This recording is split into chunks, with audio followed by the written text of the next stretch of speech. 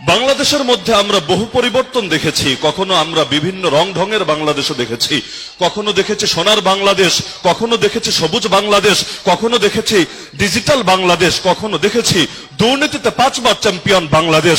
এবার ইনশাআল্লাহ আমরা সকল ঐক্যবদ্ধ হয়ে আগামীর বাংলাদেশকে দেখব ইসলামের বাংলাদেশ, কোরআনের বাংলাদেশ।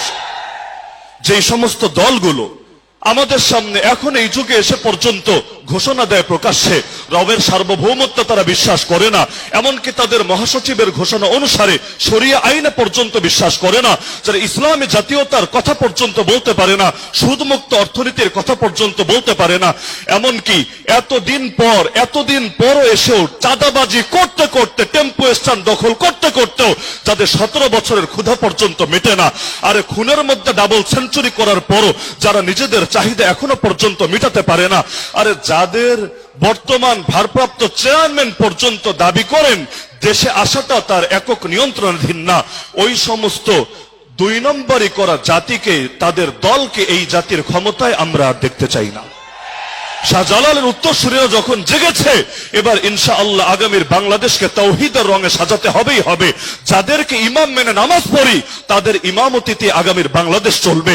যেই কোরআন দিয়ে আমরা আল্লাহর ইবাদত করি, সেই কোরআনের আইন, সেই কোরআনের বিচার, সেই কোরআনের বিধান, সেই কোরআনের সংবিধান যতদিন পর্যন্ত কায়েম না হবে ততদিন পর্যন্ত আমাদের বুকে রক্ত দিয়ে, যার যা আছে তা কিছু দিয়ে ফ্যাসিবাদের বিরুদ্ধে, সেকুলারিজমের বিরুদ্ধে, ন্যাশনালিজমের বিরুদ্ধে, সকল তন্ত্রমন্ত্রের বিরুদ্ধে আমাদের আমরণ লড়াই চলবেই চলবে ইনশাআল্লাহ।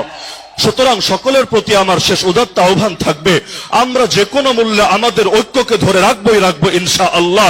এমনকি এই ঐক্যকে যারা ভাঙতে আসতে চাইবে তারা যদি আমাদের লেবাস ধরেও যদি ঐক্যকে ভাঙতে চায়, কোন ছোট পার্টির ভূমিকা পালন করতে চায়, তাদেরকে হলুদ কার্ড না সরাসরি লাল কার্ড দেখানো হবে ইনশাআল্লাহ। নাসরুম মিনাল্লাহি ওয়া ফাতহুন করিব ওয়া বাশশিরিল মুমিনিন ওয়া আখিরু দাওয়ানা আনিল হামদুলিল্লাহি রাব্বিল আলামিন।